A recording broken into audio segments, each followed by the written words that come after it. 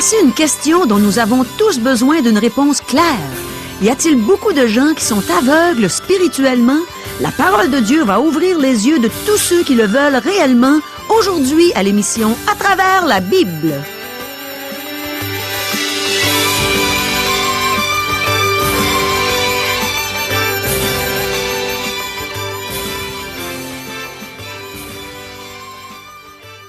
Chers auditeurs, pour en savoir davantage sur le contenu de cette émission, vous pouvez contacter en tout temps Radio Espoir via Internet à www.radioespoir.ca ou par téléphone, sans frais, au 1-877-l'Espoir, 1-877-537-7647.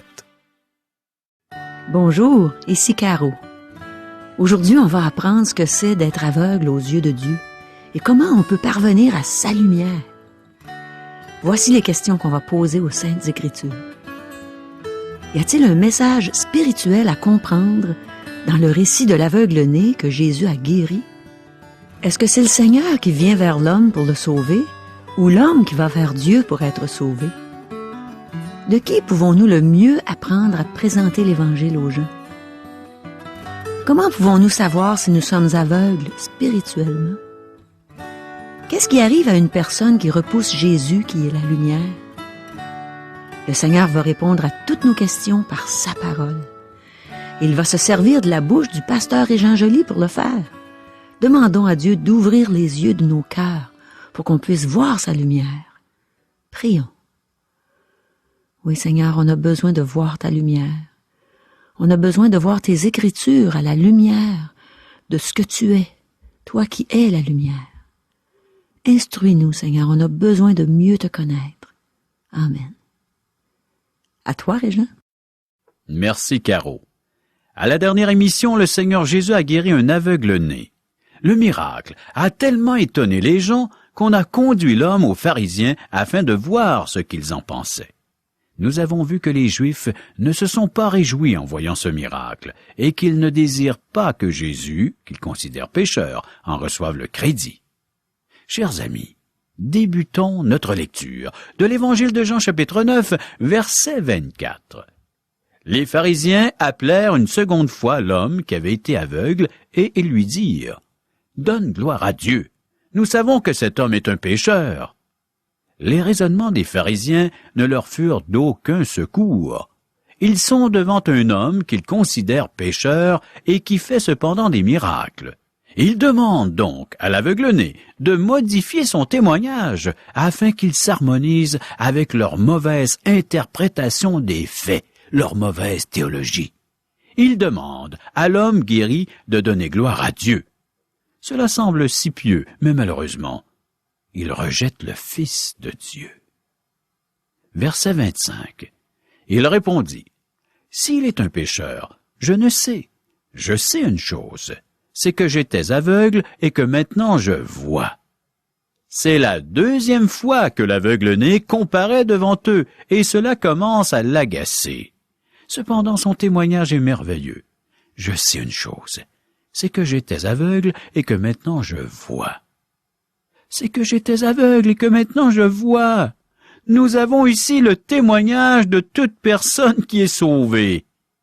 J'étais aveugle, maintenant je vois. Autrefois j'étais dans les ténèbres spirituelles, maintenant je suis venu à la lumière. Je ne connaissais pas le Seigneur Jésus, maintenant il est mon sauveur. Je ne sais pas si c'est votre cas, mais parfois je me méfie des témoignages interminables. Je crains que certaines personnes en rajoutent et embellissent leurs témoignages. Parfois, l'emphase est tellement mise sur l'ancienne vie que la personne semble avoir commis un exploit héroïque en se repentant. Elles décrivent leur passé et insistent sur le fait qu'elles étaient les pires des alcooliques ou les pires des joueurs compulsifs. Les gens qui entendent ces témoignages appellent ensuite leurs amis, mais malheureusement, elles décrivent beaucoup plus la vie de péché de la personne qu'elles ont entendue, qu'elles ne parlent de ce qu'a fait le Seigneur Jésus. J. Vernon McGee, l'auteur de nos textes, racontait qu'une fois, il participait à une campagne d'évangélisation où la parole de Dieu était annoncée et proclamée. Un petit criminel minable était entré dans la salle et il s'est converti en entendant la proclamation de la parole de Dieu. L'évangéliste lui demanda de donner son témoignage au cours de la campagne. Monsieur Magee, qui était présent, entendit le témoignage de cet homme. Quelques années plus tard, Magee fut invité par un ami à entendre un témoignage touchant. C'était celui de cet homme. Son ami le pressa et il accepta. Le petit criminel minable se présentait maintenant comme un ex-chef de gang qui fréquentait les hautes sphères du monde criminel. Lorsqu'il est entré dans la salle le soir de sa conversion, il fuyait des tueurs à gages. Le témoignage de l'homme s'était embelli au cours des années. Magee douta même du salut de cet homme. Mes amis, la partie la plus importante d'un témoignage est celle-ci. Autrefois j'étais aveugle, maintenant je vois. En donnant ce témoignage simple, qui s'en tient aux faits, l'aveugle-né évita un débat vain et il fut donc intouchable. Et il n'y avait rien à répliquer à son témoignage. Verset 26. Ils lui dirent, « Que t'a-t-il fait? Comment t'a-t-il ouvert les yeux? » Les pharisiens s'opposent au Seigneur Jésus et ils cherchent une faille, quelque chose à critiquer. Donc, ils demandent à l'homme de répéter son témoignage. C'est par la critique qu'ils veulent miner le ministère de Jésus. Ils auraient pu enquêter sur le Seigneur Jésus s'ils avaient voulu vraiment connaître la vérité. Mais ils cherchent plutôt comment expliquer qu'un pécheur peut faire un tel miracle. Ils ne peuvent cependant pas nier le miracle. L'homme est devant eux et il voit. Versets 27 et 28. Il leur répondit, « Je vous l'ai déjà dit, et vous n'avez pas écouté. Pourquoi voulez-vous l'entendre encore? Voulez-vous aussi devenir ses disciples? » Ils l'injurièrent et dirent, « C'est toi qui es son disciple, nous sommes disciples de Moïse. » L'aveugle-né voit le jeu des chefs religieux. Sa réponse est ironique et sarcastique, alors qu'il leur demande s'ils veulent aussi devenir les disciples du Seigneur Jésus. L'aveugle-né touche aussi un autre point intéressant en leur reprochant de ne pas avoir écouté lorsqu'il a donné son témoignage la première fois. Non seulement est-ce que les pharisiens ne peuvent voir la lumière du monde, mais ils n'ont pas les oreilles pour entendre. L'homme s'enhardit devant l'impuissance des pharisiens. Ceux-ci sont embêtés. Un homme pécheur fait un miracle le jour du sabbat, mais seul un envoyé de Dieu peut faire un tel miracle.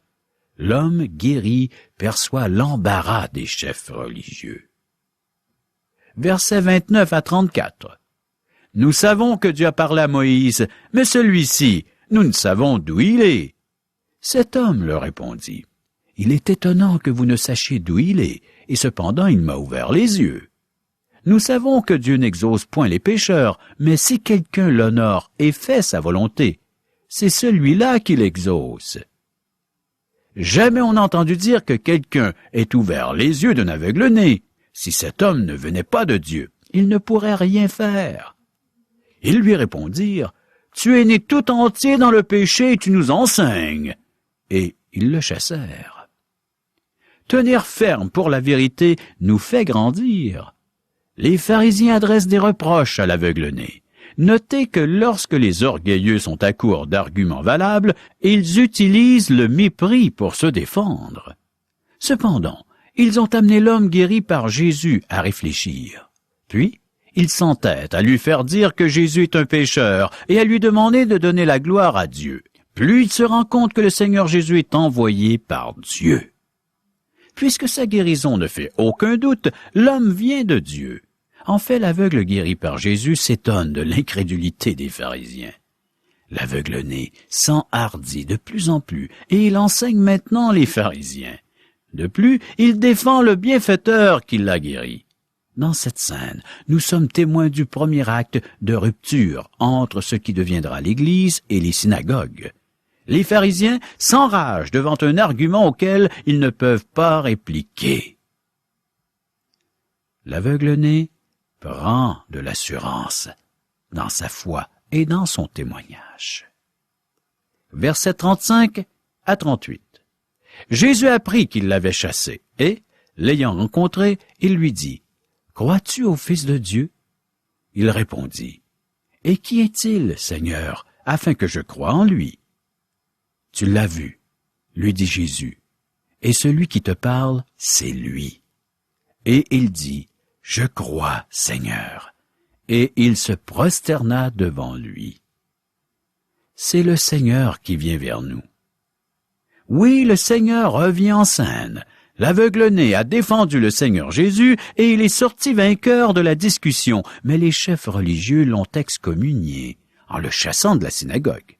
Maintenant, le Seigneur Jésus vient vers l'homme. Mes amis, c'est toujours le Seigneur Jésus qui vient à notre recherche. Il est vrai qu'une personne doit placer sa foi en Jésus-Christ. Jésus vient donc vers l'homme et lui pose la question la plus importante. Crois-tu au Fils de Dieu? L'expérience que l'aveugle-né vient de vivre a renforcé sa foi et clarifié sa façon de penser. C'est un fruit mûr pour la conversion. Cet homme est ouvert, honnête et sincère. Il demande qui est le Fils de Dieu afin de croire en lui. Nous voyons que cet homme désire connaître le Fils de Dieu. Le Seigneur se fait connaître à lui. Tu l'as vu, et celui qui te parle, c'est lui. L'homme crut Jésus et l'adora. C'est une des plus belles démonstrations de foi que nous trouvons dans la Bible.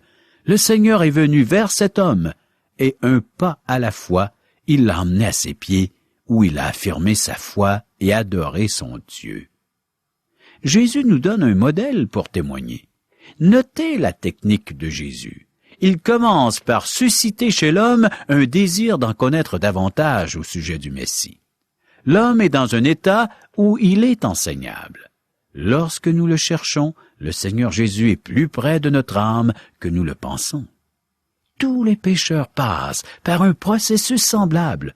D'abord, nous sommes aveugles. Nous sommes des pécheurs perdus et nous ne nous en rendons pas compte. Ensuite, nous venons au Seigneur Jésus et il se révèle à nous. Nos yeux s'ouvrent et nous voyons qui il est et ce qu'il a fait pour nous. Maintenant, la question est, croyez-vous au Seigneur Jésus? Votre réponse peut être la même que cet homme. Vous adorerez le Seigneur Jésus. Verset 39.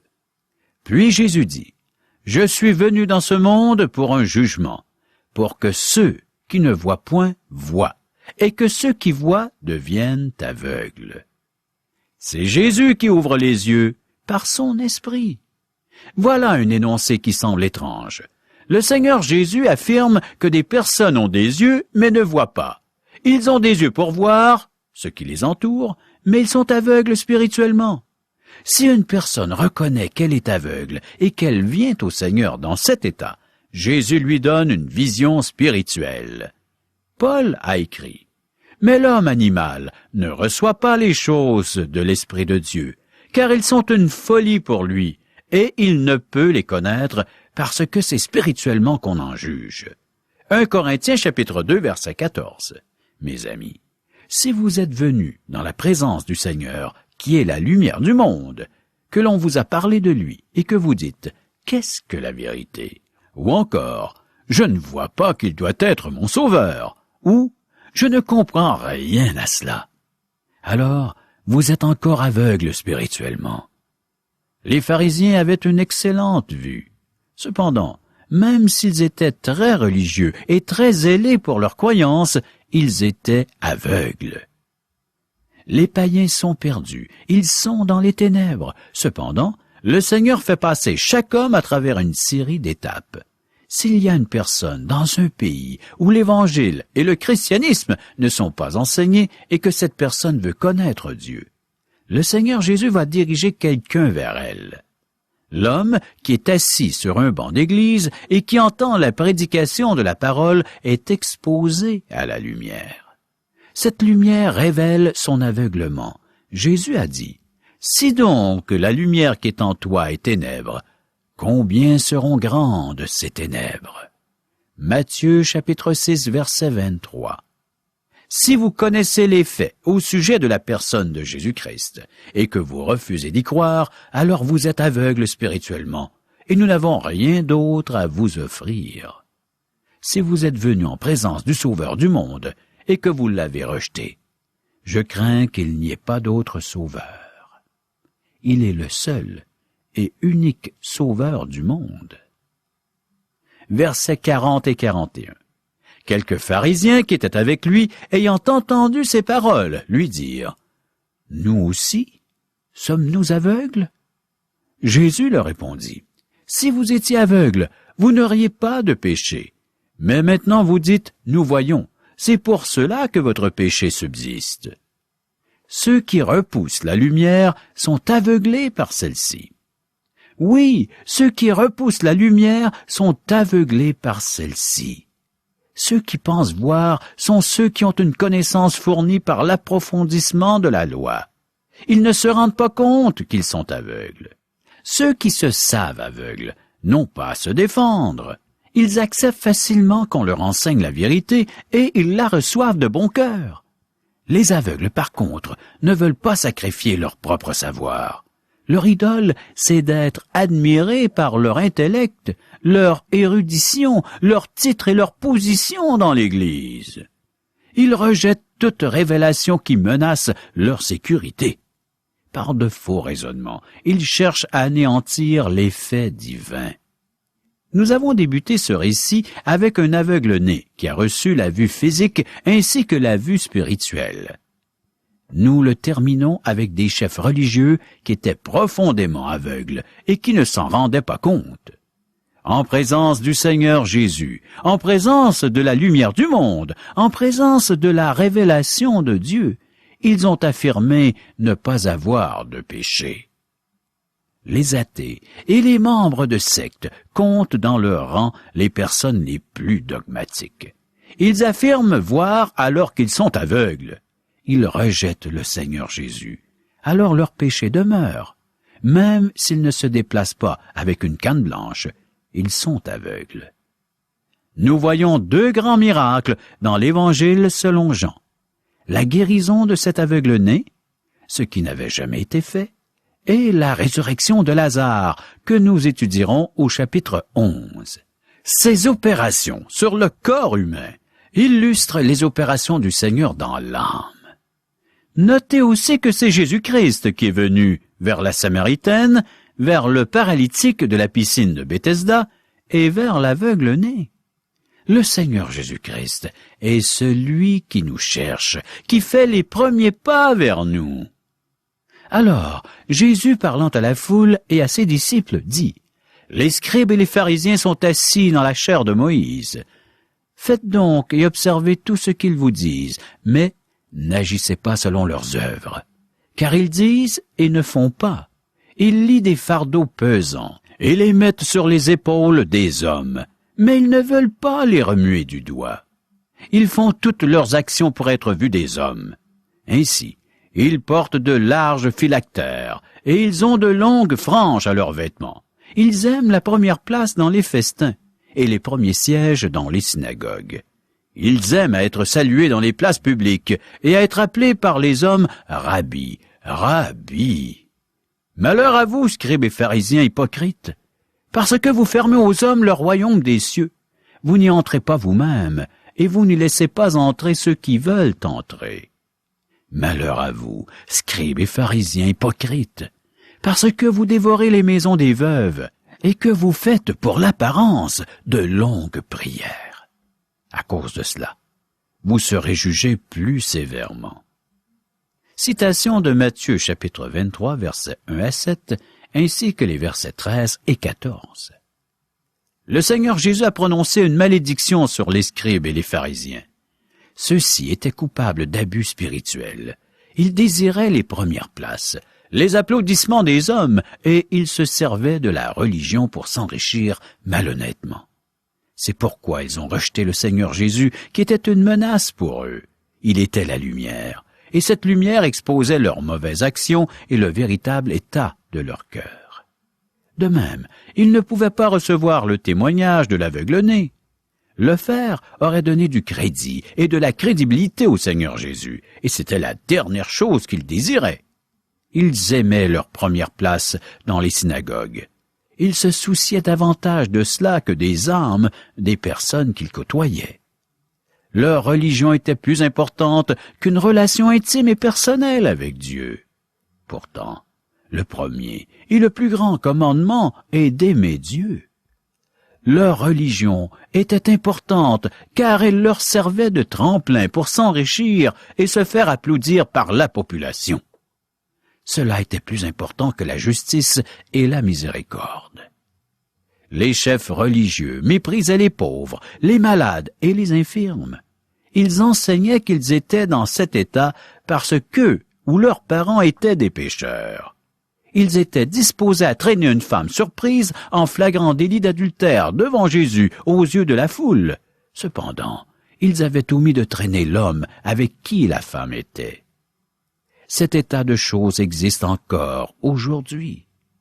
Êtes-vous dans une église où l'on est pointilleux sur la façon de prendre le repas du Seigneur, où on examine les cantiques à la loupe, afin que chaque petite tournure de phrase soit conforme à ce qu'on croit, où on vous pointe du doigt si votre tenue vestimentaire n'est pas conforme à la tenue acceptée, où quelqu'un vous reprend si vous ne faites pas les choses exactement comme la tradition l'exige dans l'Église. Les apparences et la dénomination sont plus importantes que l'état de votre âme. Vous enseigne-t-on des lois et des règles sans vous enseigner comment cultiver une relation intime et personnelle avec Dieu? Vous guide-t-on sur le chemin de la grâce afin que vous grandissiez spirituellement? Lorsque vous péchez gravement, vous accompagne-t-on dans une démarche de restauration ou est-ce que sous l'effet de la colère, on vous met en discipline? S'attend-on à ce que vous deveniez immédiatement des géants spirituels, des SS, des super spirituels? Ou vous aide-t-on à grandir? Vous présente-t-on la personne et l'œuvre du Seigneur Jésus-Christ? Soyez francs et honnêtes. Comment vous situez-vous face à tout cela? Où en êtes-vous dans votre relation avec Dieu? Chers amis, je tiens à vous préciser que le message de la Bible en est un de relation. Jésus-Christ est venu pour nous faire connaître le Père, afin que nous puissions établir une relation intime et personnelle avec lui. Ce n'est pas une question de religion, mais une question de relation. Que Dieu puisse ouvrir vos yeux et que vous voyiez la gravité du péché dans votre vie. L'obstacle premier, majeur, le péché qui nous empêche de voir la gloire de Dieu. Jésus est venu pour l'ôter, afin que nous puissions retrouver la vue spirituelle, chers amis. Passer de la cécité à la vue spirituelle. Que vous puissiez voir ces choses, les comprendre et les vivre pleinement.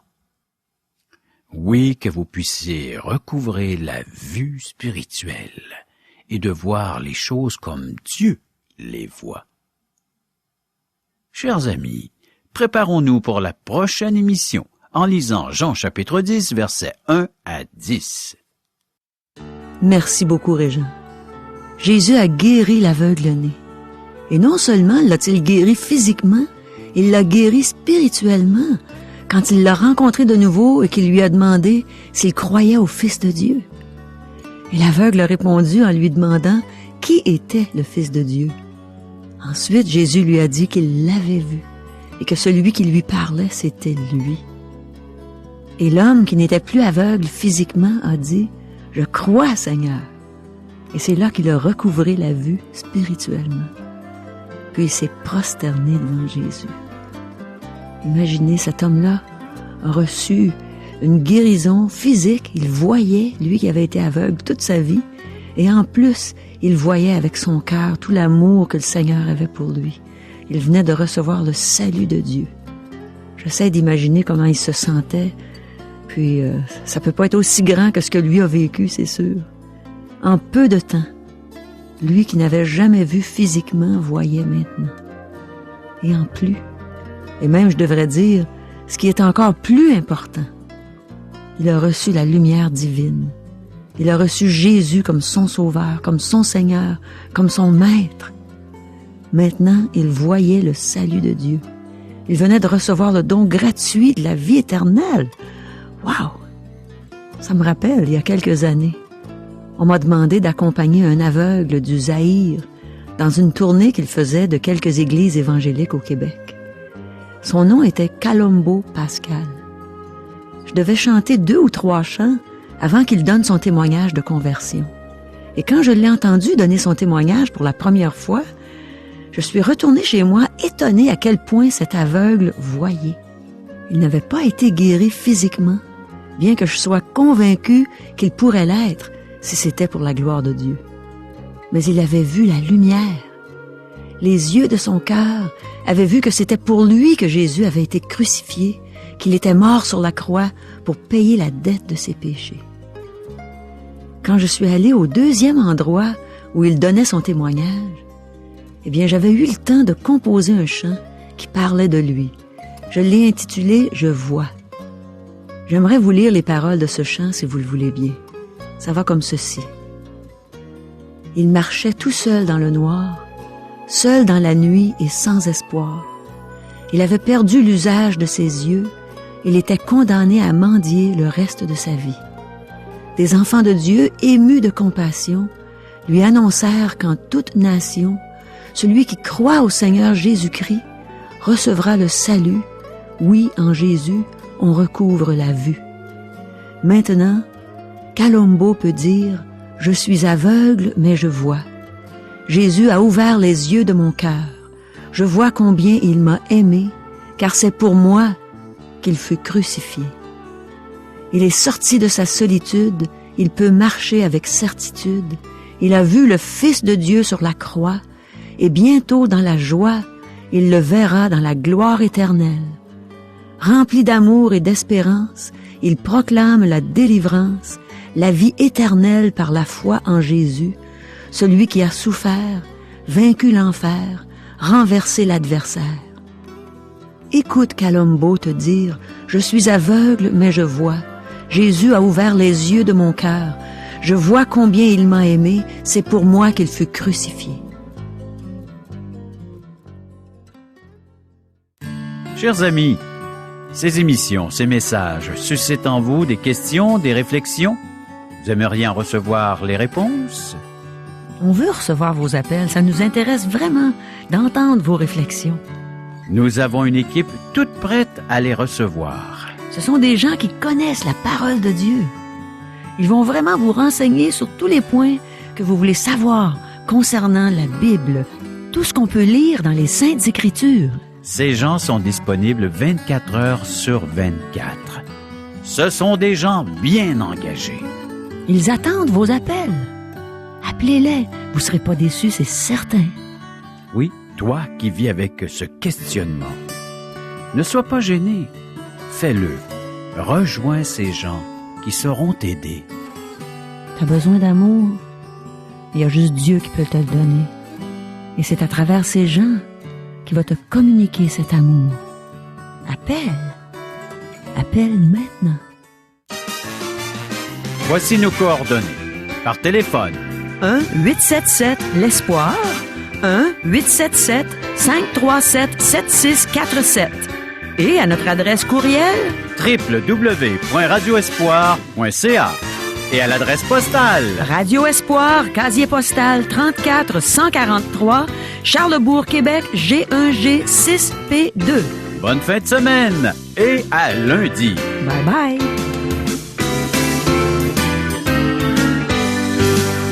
Cette émission vous a été présentée par Radio Espoir.